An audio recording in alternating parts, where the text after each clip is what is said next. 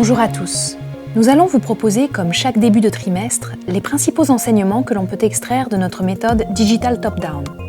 Notre méthode consiste à évaluer l'attractivité des actions européennes au regard de 4 piliers d'analyse complémentaires.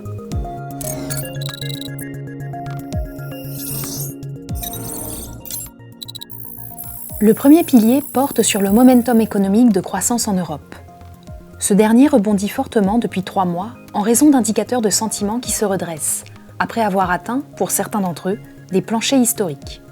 La baisse récente de l'inflation et la réouverture de la Chine contribuent à l'amélioration progressive de la visibilité, ce qui est généralement un puissant soutien pour les indices actions après des périodes troubles.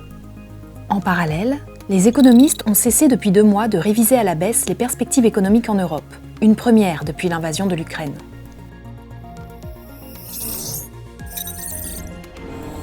Le deuxième pilier porte sur la politique monétaire mise en œuvre par la BCE.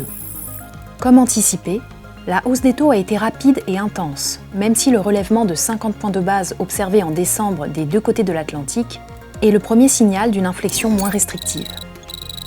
Les précédents relèvements avaient été en effet de 75 points de base. Monter les taux et provoquer une récession technique est le seul moyen pour une banque centrale de combattre le pire péril auquel peut faire face une économie, l'inflation. Et cela semble fonctionner. Les pics d'inflation sont désormais probablement derrière nous, d'autant plus qu'à l'approche du premier anniversaire de l'invasion en Ukraine, la contribution des prix de l'alimentaire et des matières premières devrait prochainement s'inverser et devenir négative.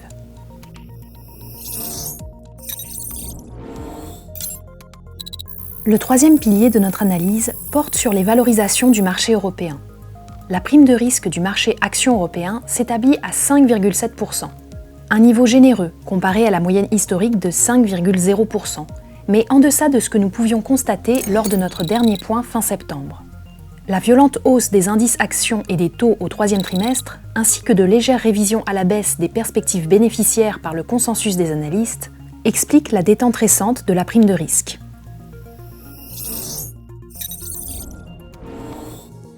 Enfin, le 4e pilier traite de l'aspect comportemental.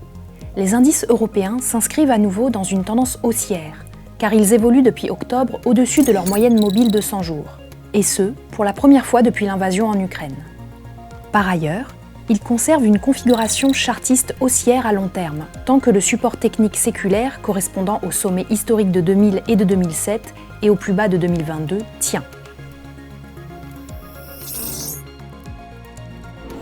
En conclusion, alors que nous abordons 2023, les marchés actions, qui ont 12 mois d'avance sur l'économie réelle, ont désormais les yeux rivés sur 2024. 2023 sera, à n'en point douter, une année difficile sur le front économique, avec une récession attendue. Toutefois, avec une hausse de près de 20% des bénéfices en 2022, couplée à une baisse d'environ 15% des indices européens, il nous semble qu'un scénario dur a déjà été anticipé par les marchés l'année dernière. L'amélioration de la visibilité pourrait continuer de soutenir un marché action européen faiblement valorisé, à l'instar de ce que nous observons depuis fin septembre. Voilà, c'est tout pour aujourd'hui. On se retrouve le trimestre prochain pour un nouveau point macroéconomique avec Chahine Capital.